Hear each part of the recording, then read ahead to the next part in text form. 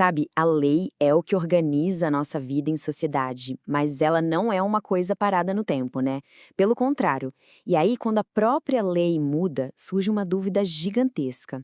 Hoje a gente vai desvendar um desses quebra-cabeças que eu acho mais fascinantes do direito penal. Como é que a lei se aplica no tempo? Pensa comigo nessa situação aqui. Hoje uma coisa é crime. Alguém vai lá e comete esse ato. Mas amanhã, uma lei nova entra em vigor e aquilo deixa de ser crime, ou a pena fica bem mais leve. E aí, como é que fica? A gente usa a lei antiga, da época do fato, ou a lei nova, que é melhor para o réu? Essa é a pergunta central que a gente vai responder hoje. Bom, para começar a entender isso, a gente precisa partir de uma regra principal, um princípio em latim que é a base de tudo que a gente vai ver. O nome é Tempus Regit Actum. Parece chique, né? Mas a ideia por trás é bem simples e, na verdade, muito justa. Um ato tem que ser julgado com base nas regras que valiam na época em que ele aconteceu. Simples assim. Ninguém pode ser pego de surpresa por uma lei que nem existia ainda. Isso dá uma previsibilidade, uma segurança jurídica para todo mundo. E isso não é só uma ideia bonita, não. Tá lá, escrito com todas as letras no artigo 1º do nosso Código Penal. O ponto principal aqui é a proteção que esse princípio dá pra gente. Ele garante que ninguém vai ser punido por algo a não ser que uma lei já dissesse, isso aqui é crime, antes da pessoa fazer. É a nossa grande garantia contra qualquer tipo de arbitrariedade. Beleza, então a regra geral ficou clara. Vale a lei da época do fato. Mas, como quase tudo no direito, né, sempre tem as exceções. E aqui elas são super importantes. Vamos ver como é que a coisa se desenrola quando a lei muda. Exatamente aqui que a coisa começa a ficar interessante. Porque o sistema de justiça não pode ser engessado, né? Ele tem que acompanhar a evolução da sociedade. Se o próprio Estado decide que uma atitude não é mais tão grave assim, ou que nem deveria ser crime, pensa bem, seria justo continuar punindo uma pessoa com base na lei antiga que era mais dura? A resposta do direito é um sonoro não. O primeiro caso que a gente tem é chamada abolitio criminis. O que é isso? É quando uma lei nova simplesmente apaga um crime do mapa. Aquele comportamento que antes era proibido agora está liberado. E o que acontece? Essa lei nova volta no tempo, ela retroage para beneficiar todo mundo que já tinha cometido aquele ato. É como se o Estado dissesse, sabe o que mais? A gente mudou de ideia. Isso não é mais um problema para o direito penal resolver. Um exemplo clássico disso foi o fim do crime de adultério no Brasil. Até 2005 era crime. Quando a lei mudou, todos os processos que estavam rolando sobre isso foram arquivados na hora, e quem já tinha sido condenado teve os efeitos penais da condenação apagados. A lei nova, por ser melhor, alcançou todo mundo, inclusive os fatos do passado. Então, o ponto central que a gente precisa guardar é o seguinte: a lei penal pode viajar no tempo sim, mas só para um lado, para trás e para beneficiar. Se surge uma lei nova que é mais branda, seja porque diminui a pena, seja porque cria uma nova vantagem, a tal da novatio legis in melius, ela sempre vai retroagir. Agora, o contrário, uma lei mais severa, a novatio legis in pejus, essa nunca, de jeito nenhum, jamais retroage para prejudicar alguém. Ela só vale do dia em que entra em vigor para frente. Isso é uma garantia fundamental. Ok, já entendemos a regra geral e a exceção principal. Mas e se uma lei já nascer com data para morrer? Como é que fica?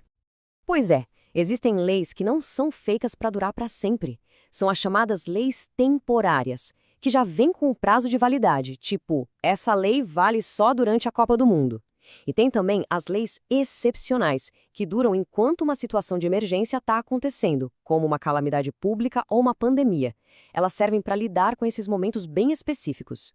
E essas leis são especiais. Elas têm duas características bem únicas. Primeiro, elas se revogam sozinhas, acabam por conta própria. Segundo, e esse é o ponto mais importante, elas são ultrativas. E o que isso significa? Significa que, mesmo depois de já terem morrido, de terem perdido a validade, elas continuam valendo para julgar os fatos que aconteceram enquanto elas estavam em vigor. É como se a lei ficasse viva só para julgar aqueles crimes específicos do seu período. E a lógica por trás disso é bem fácil de entender, né? Imagina se não fosse assim. O sujeito poderia cometer um crime que só existe durante uma emergência, sabendo que era só esperar a situação passar e a lei acabar para ficar impune. A outra atividade vem justamente para garantir que isso não aconteça, que a lei cumpra o seu papel. Beleza. Já sabemos qual lei aplicar dependendo da situação. Mas para saber qual lei aplicar, a gente precisa saber outra coisa que parece óbvia, mas não é. quando exatamente um crime acontece?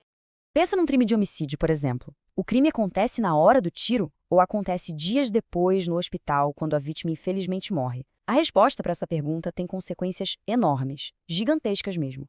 Ela pode definir qual lei vai ser usada e até se o autor do crime era maior ou menor de idade na época. Para resolver essa questão, o direito criou basicamente 3 teorias. A teoria da atividade, que foca na ação da pessoa, a teoria do resultado, que olha para o efeito final daquilo, e a teoria mista, que, como o nome diz, tenta juntar as duas. Mas qual será que o Brasil adotou? A resposta está no artigo 4º do Código Penal, e ela é bem direta. O Brasil adotou a teoria da atividade. O que importa para a nossa lei é o momento da conduta, da ação ou da omissão da pessoa. O resultado pode até acontecer bem depois, mas o cronômetro do crime para de contar no exato momento da ação. E esse exemplo aqui deixa bem claro o impacto gigante dessa escolha. Imagina só, um jovem com 17 anos e quase fazendo 18 atira em alguém. A vítima sobrevive por uma semana, mas depois morre. Só que nesse meio tempo, o atirador fez 18 anos. E aí? Pela teoria da atividade, o que vale é o momento do tiro. Naquele dia, ele tinha 17. Então, ele vai responder como menor de idade por um ato infracional lá no Estatuto da Criança e do Adolescente. Ele não vai responder por homicídio como um adulto. A escolha dessa teoria muda completamente o destino dessa pessoa perante a justiça. Então, quando a gente junta todas essas peças do quebra-cabeça, a gente percebe que a aplicação da lei penal no tempo não é uma coisinha simples, uma linha reta. É um sistema bem dinâmico e até que bem inteligente. O que a gente viu aqui hoje é exatamente esse equilíbrio. De um lado, a gente tem a regra do tempus regit actum, que nos dá aquela segurança, aquela certeza de que a gente só vai ser julgado pelas leis que a gente já conhecia. Mas do outro lado, a gente tem a retroatividade da lei mais benéfica, que garante que o sistema evolua e que a justiça seja feita de acordo com os valores atuais da sociedade. E para fechar, fica uma reflexão.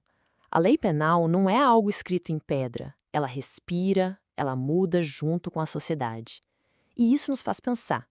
Se as próprias leis que definem o que é certo e o que é errado estão sempre mudando, será que o nosso conceito de justiça também não é algo que está em constante transformação? Fica aí o pensamento. Valeu pela companhia.